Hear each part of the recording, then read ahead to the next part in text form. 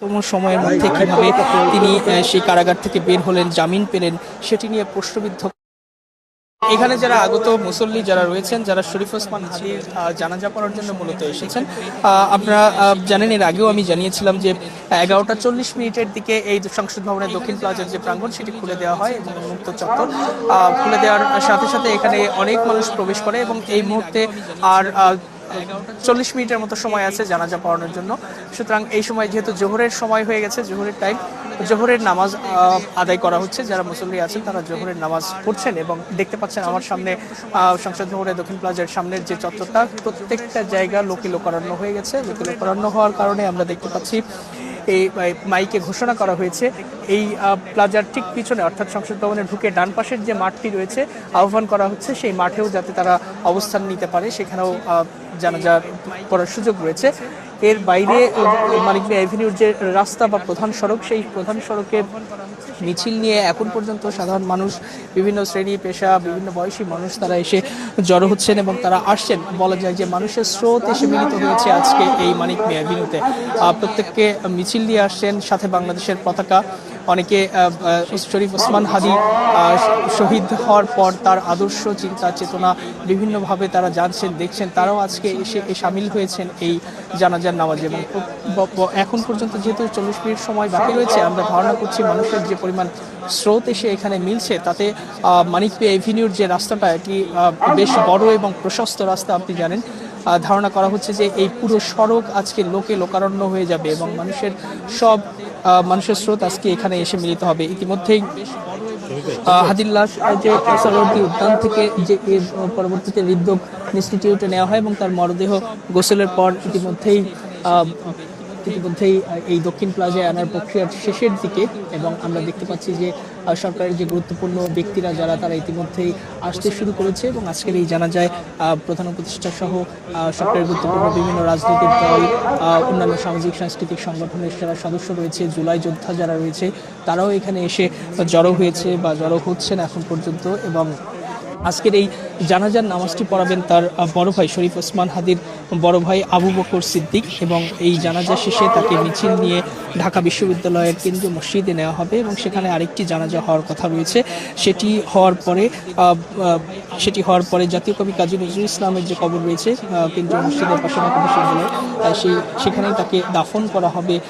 ইনকিলাব মঞ্চের পক্ষ থেকে আমাদেরকে আগেই জানানো হয়েছিল। এবং আপনি জানেন শরীফ ওসমান হাদি একজন অন্যতম জুলাই যোদ্ধা এবং আওয়ামী লীগের যে ফ্যাসিজম বিরোধী যে লড়াই, স্বৈরাচার বিরোধী যে লড়াই, সেই লড়াইয়ের সামনে থেকে নেতৃত্ব দিয়েছেন রামপুরা এলাকায়। এবং তিনি যেহেতু ঢাকা বিশ্ববিদ্যালয়ে পড়াশোনা করেছেন, ঢাকা বিশ্ববিদ্যালয়ে তার একটি বড় সার্কেল রয়েছিল এবং তার জুলাই যোদ্ধা যারা রয়েছেন, সম্মুখ সারি থেকে যারা নেতৃত্ব দিয়েছেন, তারা অনেকে তার অনুজ, অনেকে তার বড় সতীর্থ সবাই রয়েছেন। এবং তার এই ঘটনার পর যেভাবে ক্ষোভ প্রকাশ করেছে বাংলাদেশের মানুষ, বিভিন্ন রাজনৈতিক দল, সেই ক্ষোভের বহিঃপ্রকাশ থেকে অনেকে বলার চেষ্টা করেছেন বা ক্ষোভ সরাসরি প্রকাশ করেছেন যে হত্যাকারী যারা ছিলেন, বিশেষ করে ছাত্রলীগের সাবেক নেতা এবং ফয়সাল বিন করিম, তাকে কেন ধরা হলো না। এবং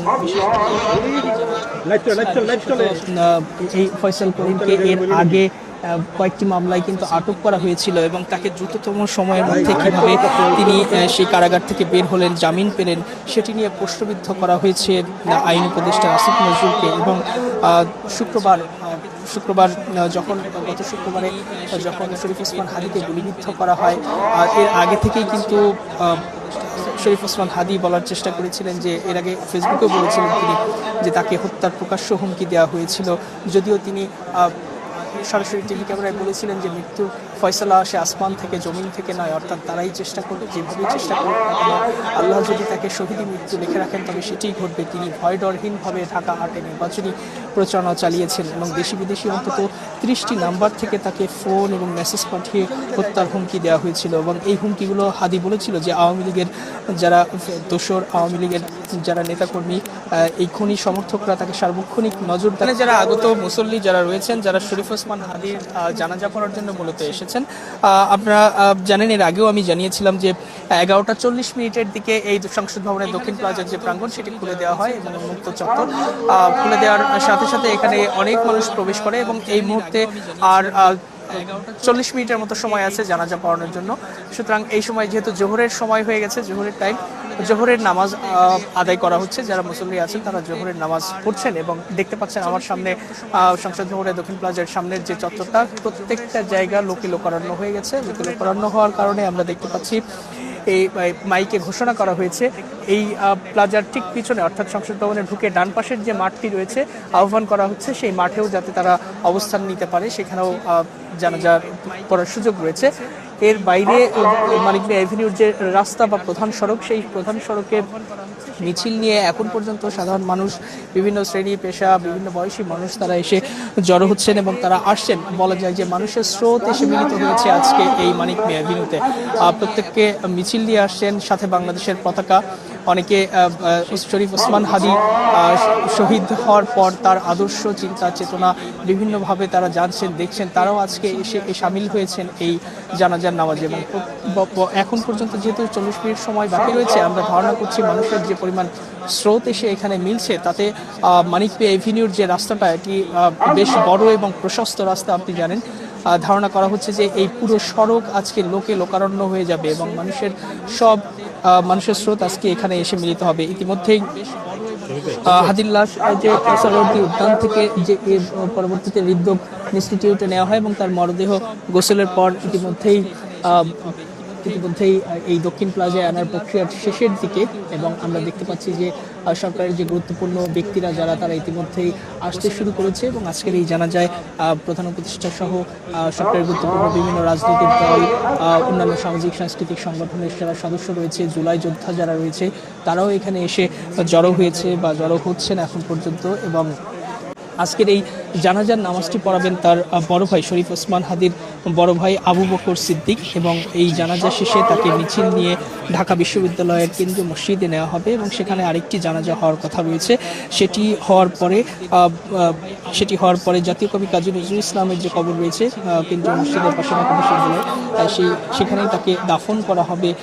ইনকিলাব মঞ্চের পক্ষ থেকে আমাদেরকে আগেই জানানো হয়েছিল। এবং আপনি জানেন শরীফ ওসমান হাদি একজন অন্যতম জুলাই যোদ্ধা এবং আওয়ামী লীগের যে ফ্যাসিজম বিরোধী যে লড়াই, স্বৈরাচার বিরোধী যে লড়াই, সেই লড়াইয়ের সামনে থেকে নেতৃত্ব দিয়েছেন রামপুরা এলাকায়। এবং তিনি যেহেতু ঢাকা বিশ্ববিদ্যালয়ে পড়াশোনা করেছেন, ঢাকা বিশ্ববিদ্যালয়ে তার একটি বড় সার্কেল রয়েছিল এবং তার জুলাই যোদ্ধা যারা রয়েছেন, সম্মুখ সারি থেকে যারা নেতৃত্ব দিয়েছেন, তারা অনেকে তার অনুজ, অনেকে তার বড় সতীর্থ সবাই রয়েছেন। এবং তার এই ঘটনার পর যেভাবে ক্ষোভ প্রকাশ করেছে বাংলাদেশের মানুষ, বিভিন্ন রাজনৈতিক দল, সেই ক্ষোভের বহিঃপ্রকাশ থেকে অনেকে বলার চেষ্টা করেছেন বা ক্ষোভ সরাসরি প্রকাশ করেছেন যে হত্যাকারী যারা ছিলেন, বিশেষ করে ছাত্রলীগের সাবেক নেতা এবং ফয়সাল বিন করিম, তাকে কেন ধরা হলো না। এবং